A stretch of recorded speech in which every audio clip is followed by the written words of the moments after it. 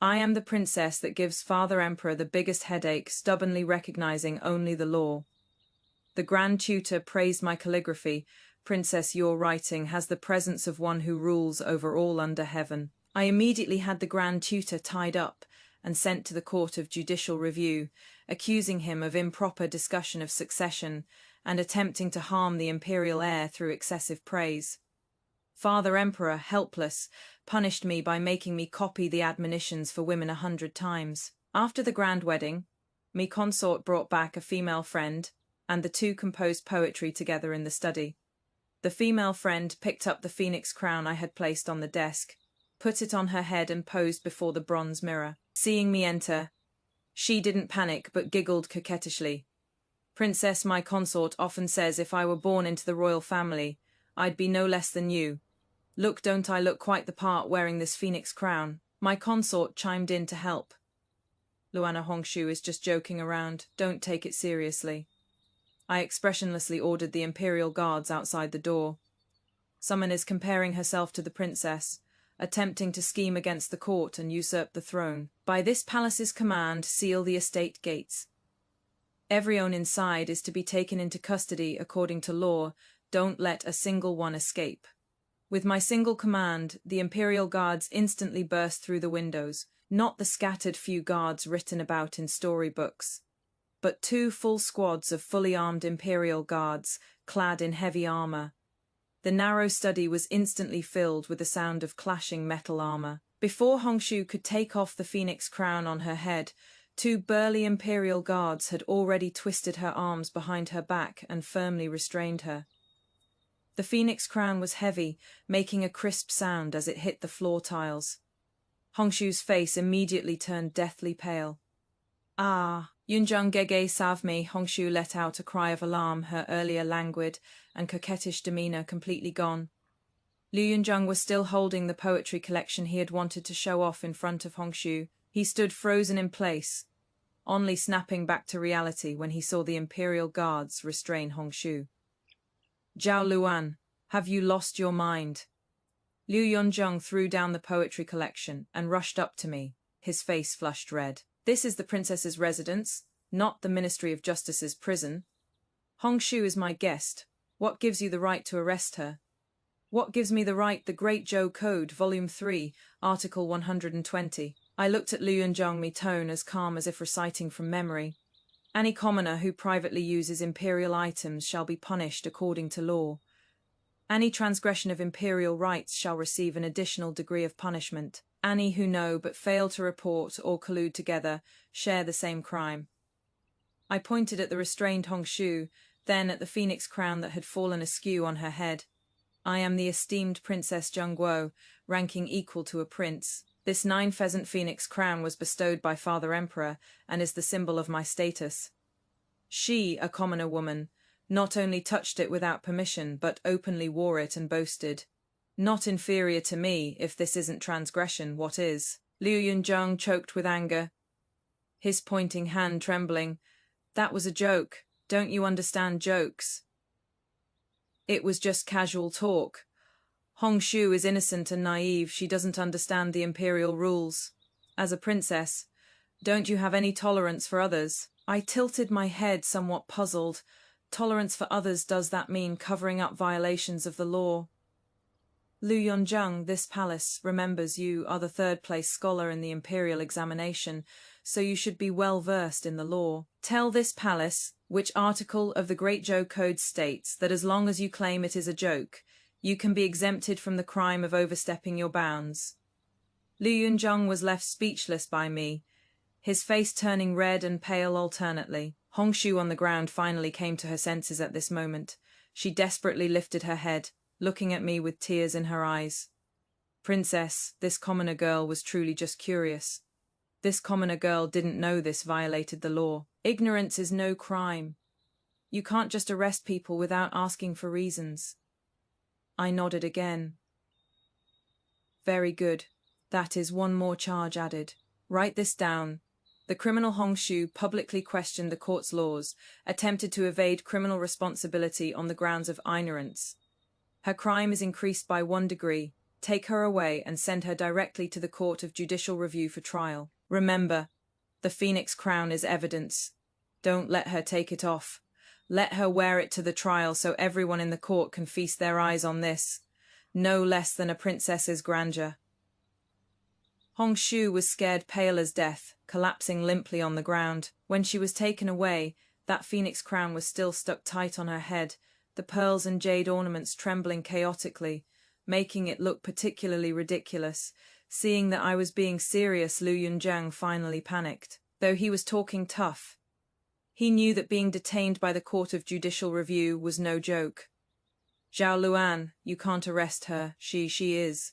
Lu Yunjiang was so anxious he was dripping with sweat, stammering for quite a while. I looked at him leisurely. She is what? What kind of identity could she possibly have that would make me wary?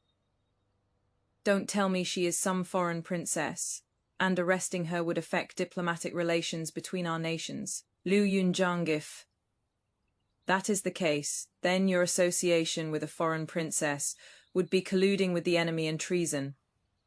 I'll enter the palace right now and ask Father Emperor to deal strictly with your entire Liu family, according to the law. Hearing this, Lu Yunjiang's legs went weak, and he plopped down onto a chair with a thud.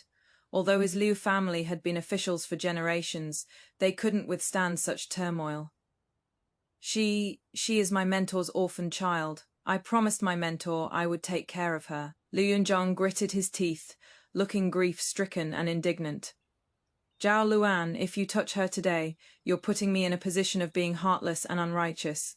Are you trying to make all the scholars in the realm point their fingers at my spine? I brushed off the non-existent dust from my sleeves. The scholars of the realm read the books of sages and uphold the principles of loyalty between ruler and subject. I am carrying out heaven's will on behalf of the throne, dealing with those who overstep their bounds. According to the law, this is righteousness. As for your righteousness, I walked to the doorway, stopped in my tracks, and looked back at him. I just said, everyone in this room will be detained according to the law. Not a single one will escape.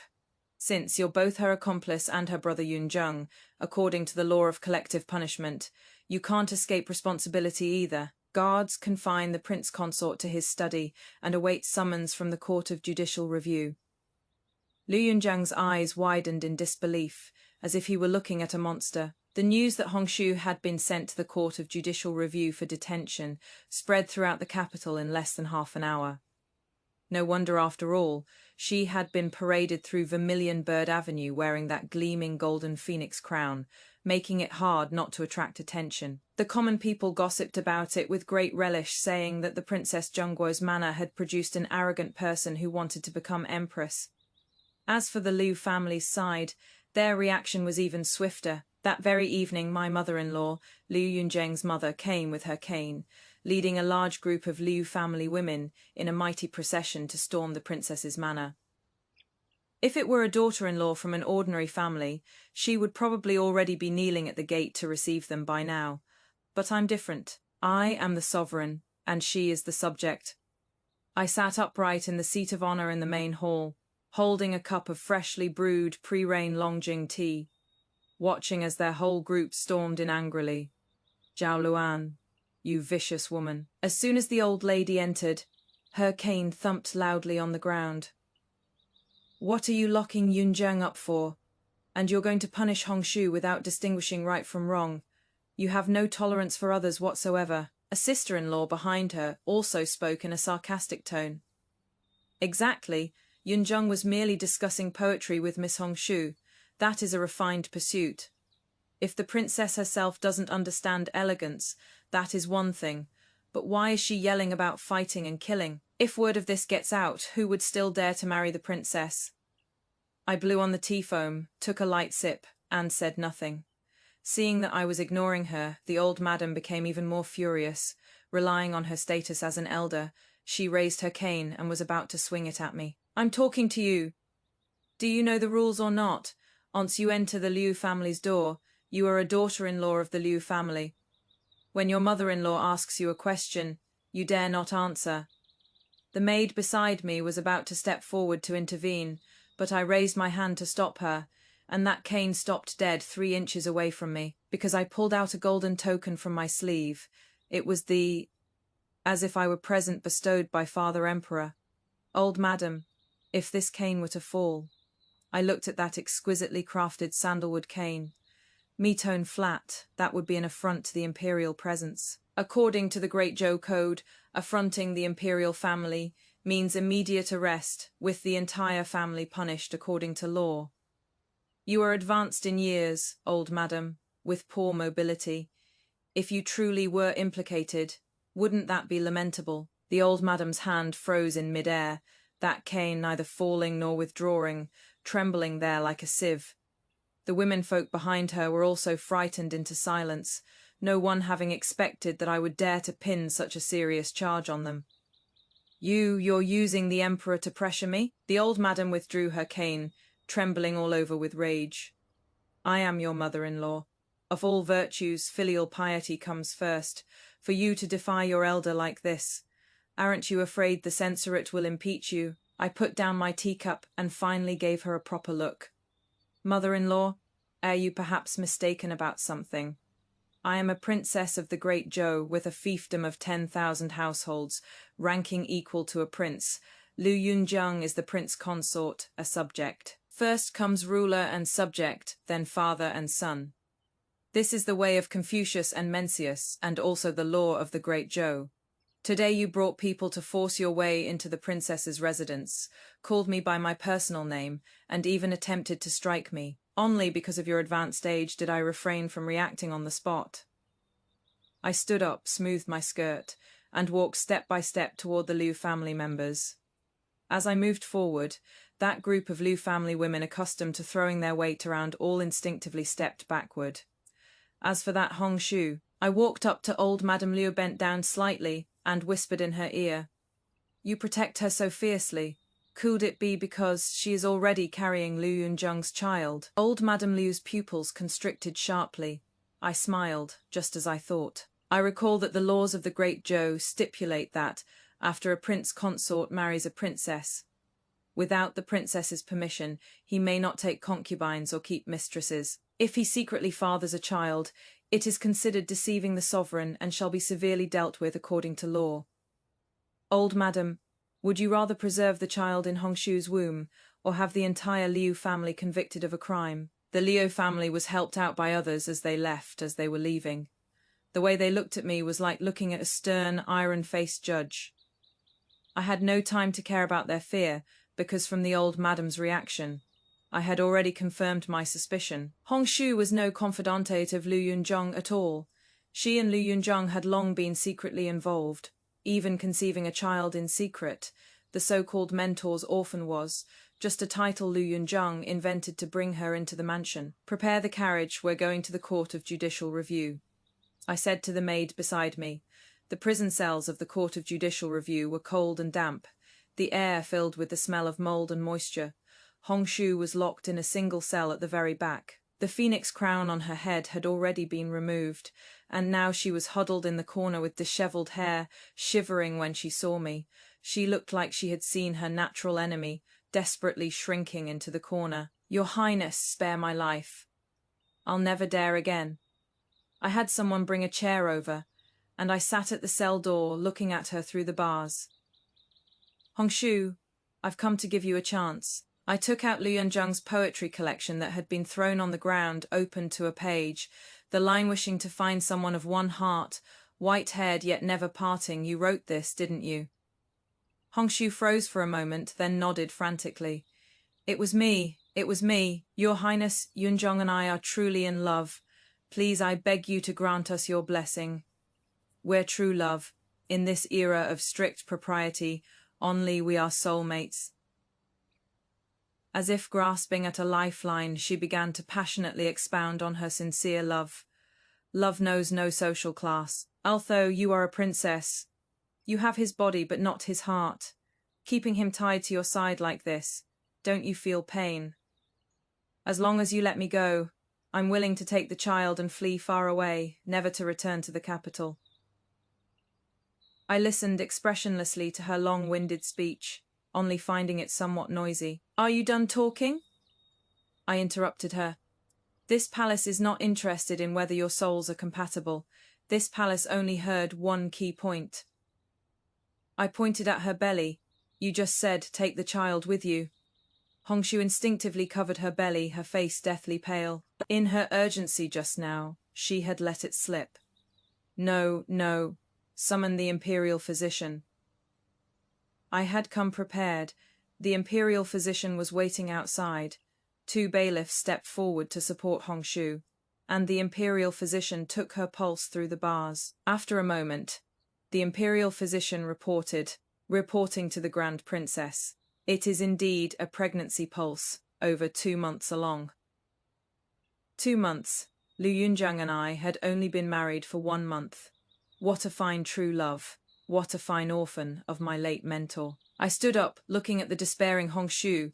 According to the Great Zhou Code, if a prince consort engages in illicit affairs, he shall be severely punished without leniency. If a mistress bears an illegitimate child, it is deemed as tainting the imperial bloodline, a crime equivalent to deceiving the emperor. Hongshu, don't you like to talk about true love? This palace shall grant your wish. I instructed the guards, get her a clean set of clothes and watch over her carefully. Also polish that phoenix crown clean and send it in to her. Hongshu's eyes widened in terror. What are you going to do? I smiled faintly. Tomorrow is Father Emperor's birthday celebration, when all officials will pay their respects. Hasn't the Lu family always said that this palace is jealous and unreasonable? This palace intends to bring you to the banquet, and in front of all the civil and military officials, let everyone get a good look at Lu Yunjiang's beloved confidante. Oh, and bring along those love poems you wrote in prison, as well as the tokens Lu Yunjiang gave you, since it is true love. You should declare it loudly, and let the whole world know, shouldn't you? On the birthday celebration, the imperial palace was decorated with lanterns and festoons. Lu Yunjiang had also been released, following behind his father Prime Minister Liu, looking haggard. When he saw me, his eyes were filled with resentment, yet also concealed a hidden smugness. Clearly, Prime Minister Liu had already coached him on what to do. The banquet was halfway through, after 3 rounds of drinks. Prime Minister Liu suddenly stood up, walked to the center of the great hall, and knelt before Father Emperor with a kowtow. Your Majesty, this old subject is guilty. I failed to properly educate my son, leading to misfortune in the family and a scandalous affair. Father Emperor rubbed his temples with a bit of a headache and glanced at me. My dear minister, why do you say such things? Prime Minister Liu wept bitterly. This old minister's unworthy son, Yunjiang, since marrying the princess, has always been diligent and dutiful, keeping to his place. But Her Highness the Princess is truly too harsh. A few days ago, a distant orphaned niece came to stay at our home for just a few days, but the princess, over a few joking remarks, used her private punishment to throw her in prison, and even threatened to implicate this old minister's entire family. Not only that, the princess also spoke harshly to my wife, even threatening her with serious crimes. Such arrogance, treating the law as her personal tool, regarding filial piety as nothing, this truly breaks this old minister's heart. The great hall instantly fell silent. Everyone's eyes focused on me. Several censors from the censorate were also eager to move, ready to impeach me at any moment. After all, my reputation as an unvirtuous princess had long since spread. Lu Yunjiang also moved forward and knelt down, speaking with a pained expression. Father Emperor, it doesn't matter if your son-in-law suffers some grievances, but Hongshu is just a frail woman, in a place like the Court of Judicial Review. I beg Father Emperor to show mercy and save her. Father Emperor looked at me, his eyes carrying inquiry, and also a bit of helplessness. My child, did this happen? I put down my chopsticks, elegantly wiped my mouth, and slowly stood up. In response to Father Emperor, half of what Prime Minister Liu said is true. I indeed captured someone, and indeed warned the old madam. The assembled officials burst into an uproar. A flash of delight crossed Prime Minister Liu's eyes. However, I changed my tone. Everything I have done is in accordance with the Great Zhou Code. I clapped my hands.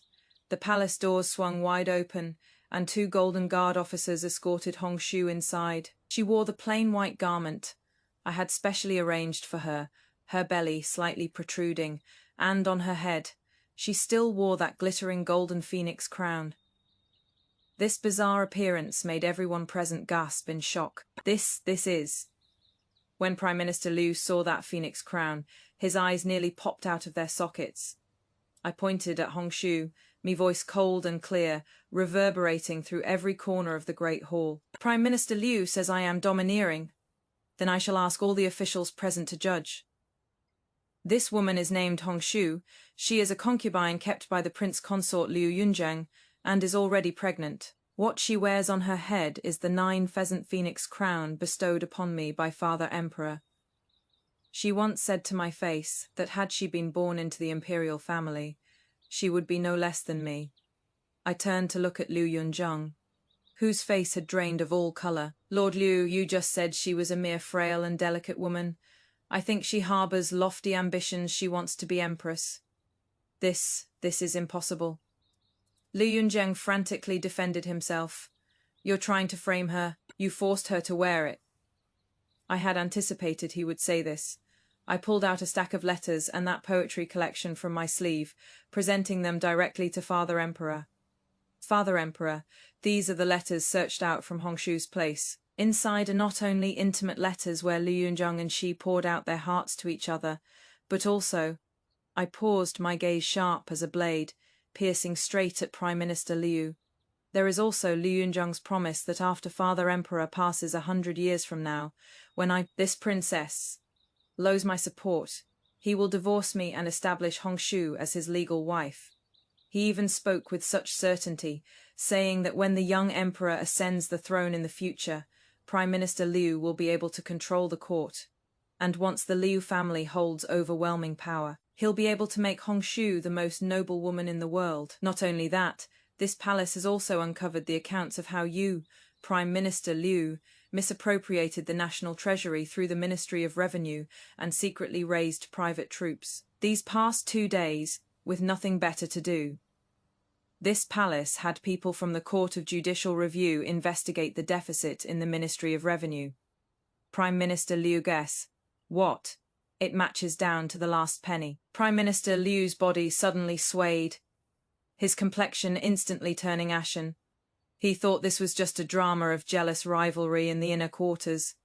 Never expecting that I had already grasped the ironclad evidence in my hands, I looked at the trembling father and son of the Liu family kneeling on the ground and smiled faintly.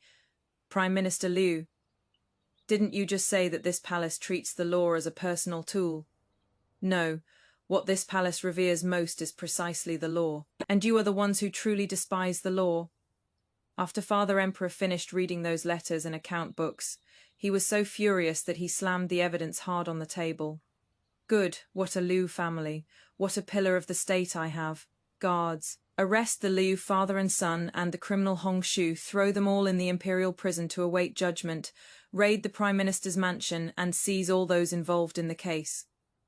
The Jinwu guards stepped forward in unison and swiftly took control of them. As Liu Yunjiang was being taken away, he was still shouting hysterically, "Zhao Luan, you vicious woman, you'll regret this."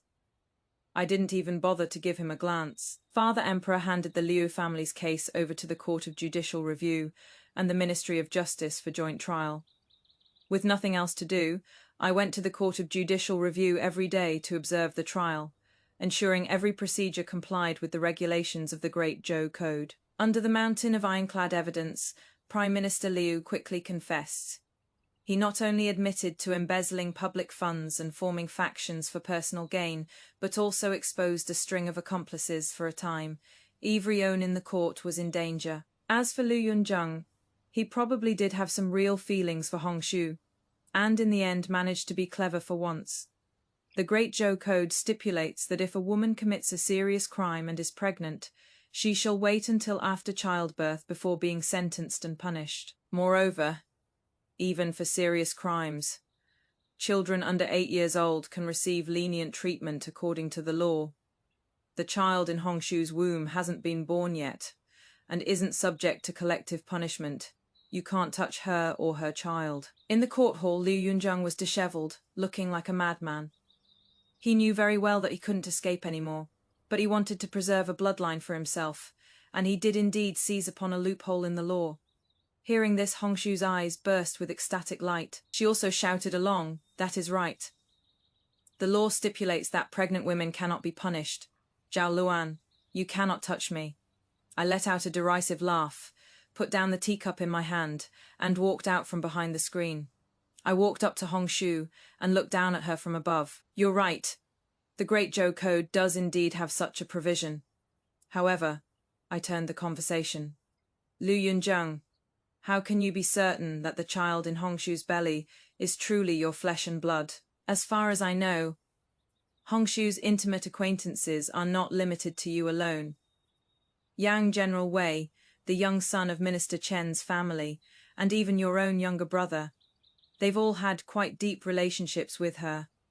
As soon as these words fell, the joy on Hongshu's face instantly froze, and Liu Yunzheng looked even more incredulous.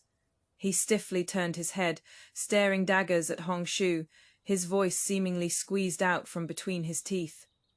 "Is it true, did you really have affairs with others behind my back? Is the child even mine or not?" Faced with the interrogation, guilt flashed across Hongshu's face, falling plainly into Liu Yunzheng's eyes. The truth no longer needed to be spelled out. Liu Yunzheng completely broke down. In front of everyone, he rushed forward, pointing at Hongshu, and questioning her repeatedly, demanding why she was so heartless and fickle. The vows of eternal love from the past had now become the most jarring accusations. Hongshu was so frightened by his sudden change of attitude that she collapsed to the ground. In her shock and distress, she felt physically unwell, and the imperial physician rushed forward to examine her. That chaotic scene marked the complete destruction of their true love. The case was concluded quickly. In the end, the Court of Judicial Review ruled the entire Liu family was found guilty. The principal offenders were punished according to law, family assets were confiscated, and clan members were exiled to the frontier. Hongshu was imprisoned for the crime of deceiving the emperor, with sentencing to be determined after she gave birth. All charges were in accordance with the law. Father Emperor approved it with a stroke of his vermilion brush, and the case was settled. On the day of the sentencing, he didn't go. I simply stayed in the Princess Manor and had someone clean that study from before all over again. Everything Liu Yunzheng left behind, I burned to ashes in one fire. The air was filled with the smell of burnt paper. It made me feel exceptionally refreshed. My maidservant Shunhei carefully walked in, carrying a bowl of calming soup in her hands. "Your Highness, it is all over now." I took the bowl but didn't drink. "Is it over?" "No, not yet." I looked out the window. The Liu family has fallen, but the vacancies in the court need to be filled. Those officials who were attached to the Liu family also need to be screened and dealt with one by one. I've already drafted a list and recommendations for handling them. Have someone deliver it to Father Emperor. Shunhei froze. She probably thought I would be heartbroken over the prince consort's betrayal, but didn't expect that I was already considering the next steps in court affairs. "Your Highness, aren't you sad?" she asked in a low voice. I asked her back, "Why should I be sad? A criminal who violated the Great Zhou Code received their due punishment. Isn't that something to be happy about? Everything has returned to its rightful order. I think that is excellent." Shunhei looked at me and nodded with a half-understanding expression. She had followed me for 10 years, yet still couldn't understand me. In my world, there is no love, hate, affection, or enmity, only rules and laws. All people and matters should follow the rules, executed meticulously without deviation. Liu Yunzheng and Hongshu were merely 2 stumbling blocks in the way. What I did was simply remove them. After the Liu family fell, the capital became much quieter. Father Emperor conducted a major purge of the court based on the list I submitted, and many talented officials from humble backgrounds were promoted. The newly appointed Prime Minister was a provoke personally promoted by Father Emperor, upright and incorruptible. He valued law and order above all. When he saw me, it was like meeting a kindred spirit. The two of us would often debate over a particular clause of the Great Zhou Code for an entire afternoon in the imperial study. Father Emperor was happy to have the leisure, entrusting many government affairs to the new Prime Minister, and me I set about revising the Great Zhou Code. I refined and supplemented certain ambiguous clauses that could be easily exploited through loopholes. Mother Empress once came to talk to me full of worry. "Luana, if you continue like this, how will you ever get married?" She held my hand. "A woman ultimately needs someone to rely on. You've offended everyone who would still dare to marry you." I looked at the white hair at Mother Empress's temples and answered her earnestly. "Mother Empress, the law is my only reliance. As for marriage, it is essentially a contract. The prerequisite for forming a contract is that both parties possess the ability and willingness to fulfill it. Lu Yunzhang clearly lacks both, so the termination of this contract is an inevitable outcome. If I don't meet a suitable contracting party in the future, I don't mind being alone." Mother Empress sighed, knowing she couldn't persuade me. From then on, no one dared mention remarriage in front of me again.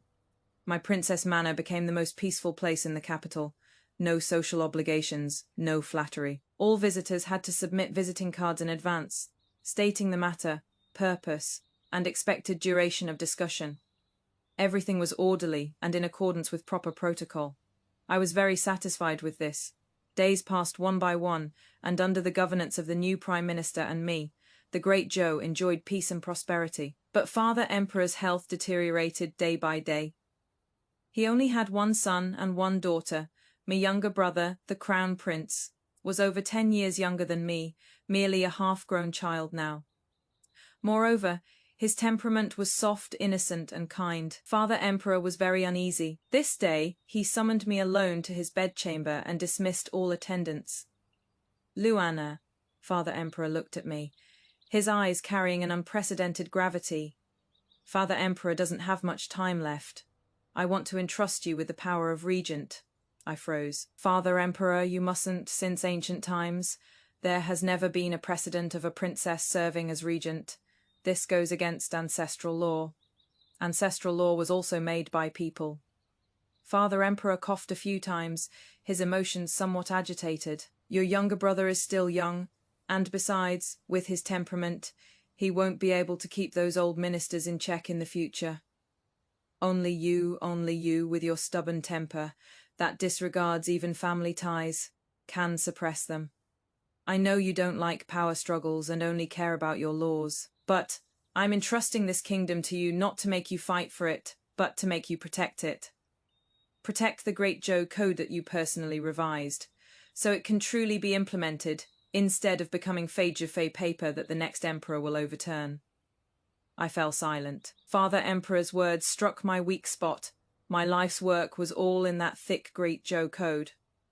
If Father Emperor passed away, given my younger brother's personality, those noble families I had offended would definitely find ways to force him to abolish the new laws. By then, the order I had established would be destroyed in an instant.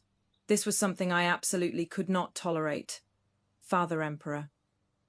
I raised my head, looking at the old man on the sickbed, and for the first time, instead of citing the law, I spoke my own thoughts. "Your subject does not wish to be regent, princess."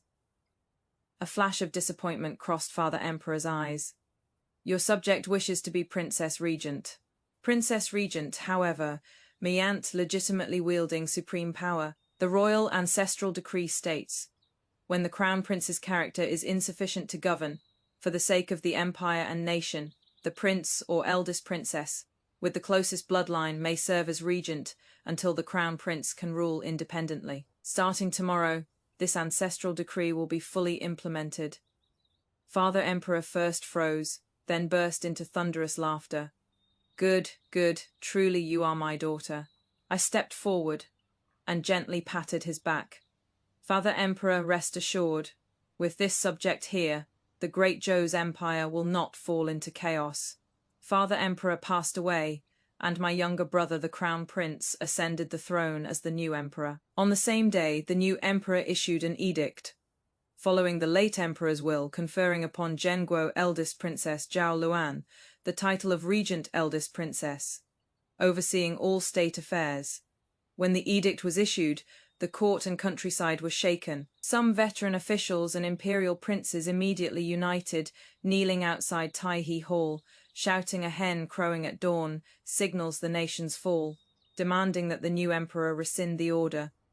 The new emperor was frightened out of his wits by this scene and sent someone to summon me. I changed into a black gold-trimmed regent princess court robe, and on my head wore an imperial crown bestowed upon me by Father Emperor on his deathbed.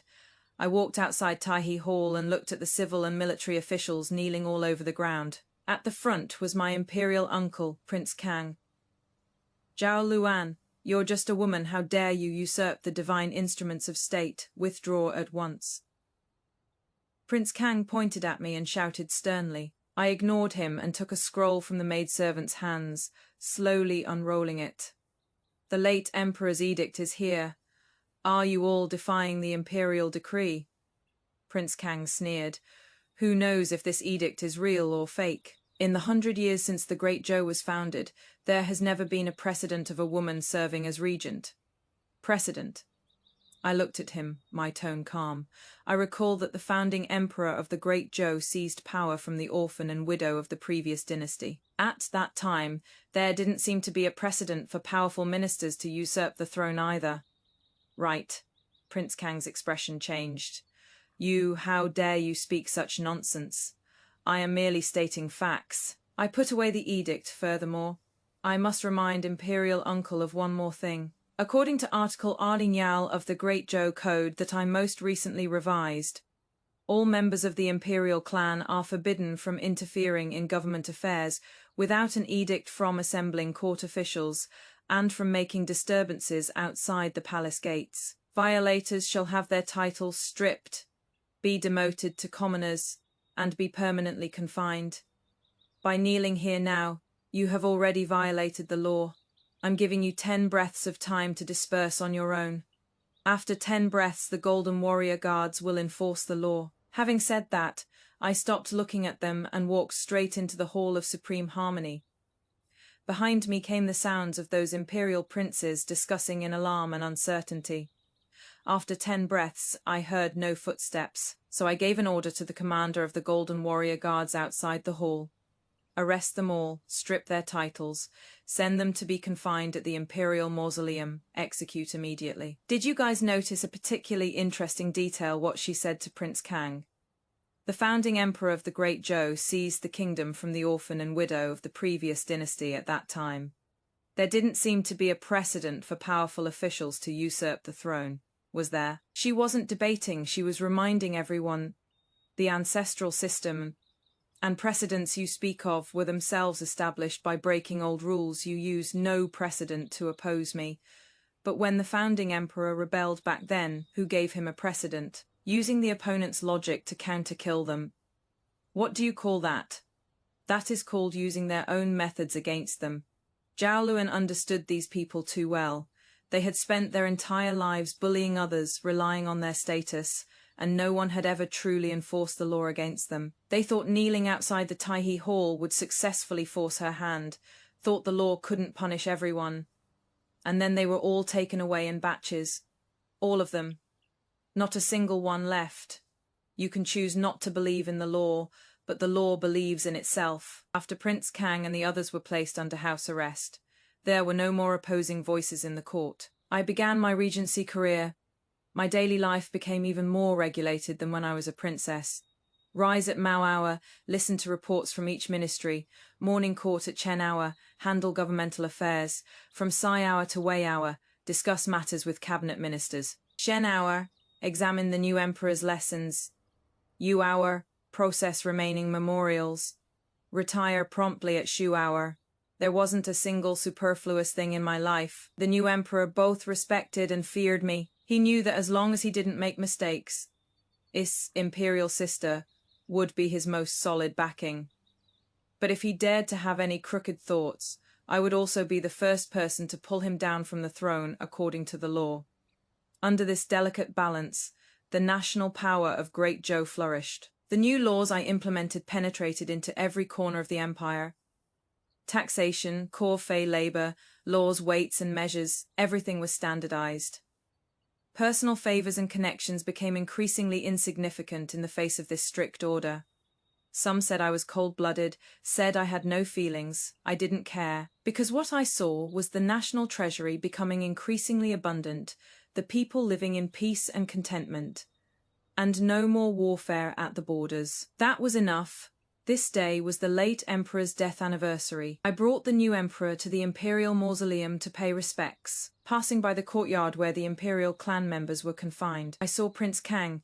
He had aged considerably and was chopping firewood in the courtyard. Seeing me, a trace of complex emotions flashed in his clouded eyes: hatred, resentment, but more than anything, a kind of resigned numbness. He no longer roared at me like he used to, because he knew it was useless. In this world of rules I had established, he had been completely eliminated. The new emperor felt a bit of sympathy and said to me in a low voice, "Imperial sister, imperial uncle," "Your Majesty," I interrupted him, "he will spend the rest of his life here. This is the price he needs to pay for what he did back then." The new emperor dared not say more. After paying respects to our late father emperor, we walked on the road back to the palace. The afterglow of the setting sun spilled onto the long palace road, stretching our shadows very long. "Imperial sister," the new emperor suddenly spoke. "Are you happy?" I stopped in my tracks and seriously contemplated this question. "Happy, Your Majesty.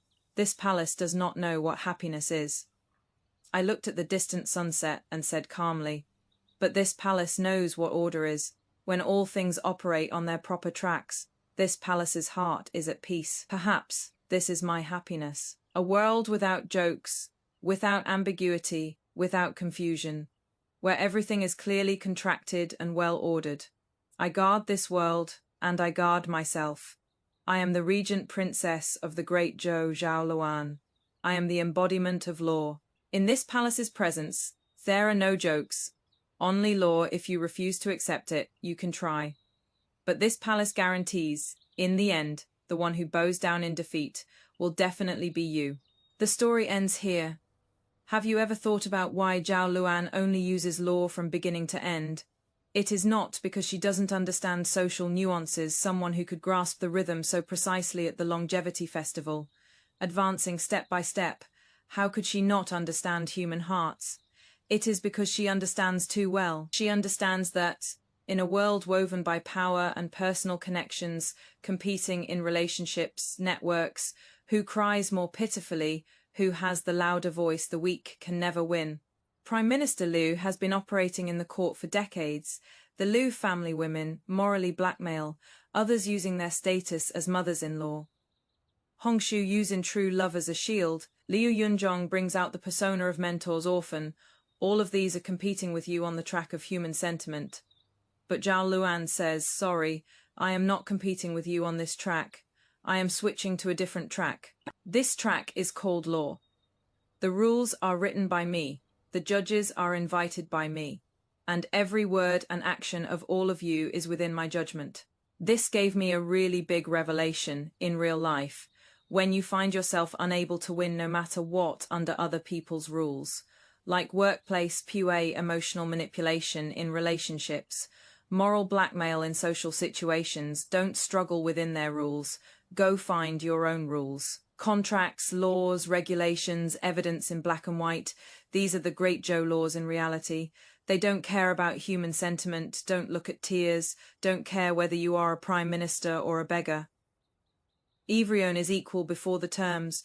Zhao Luan has spent her entire life doing this. So, my dear, after reading this story, I hope you remember 3 things. First, learn to use rules to protect yourself. When you encounter unfair things, don't just know how to get angry and cry. Go find that legal provision that can protect you. It can be the law. It can be a contract. It can be company regulations. It can be anything in black and white.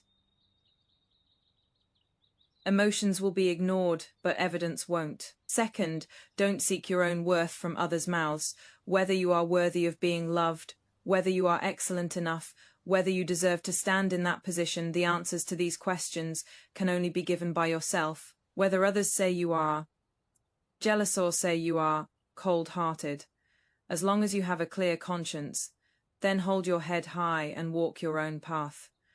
Third, gentleness is not weakness, and principles are not cruelty. A truly powerful person isn't someone who is fierce to everyone, but someone who knows when to be gentle and when to show an iron face. Zhao Luan is gentle with Shunhei, filial to her father the emperor, and responsible toward her younger brother. She is only cold to those who break the rules, being able to distinguish who deserves kindness and who deserves firmness. That is true wisdom. Finally, I want to end with Zhao Luan's words, but slightly modified to give to each and every one of you in your world. You are your own law. If you are not convinced, you can try. But I guarantee the one standing at the end will definitely be you.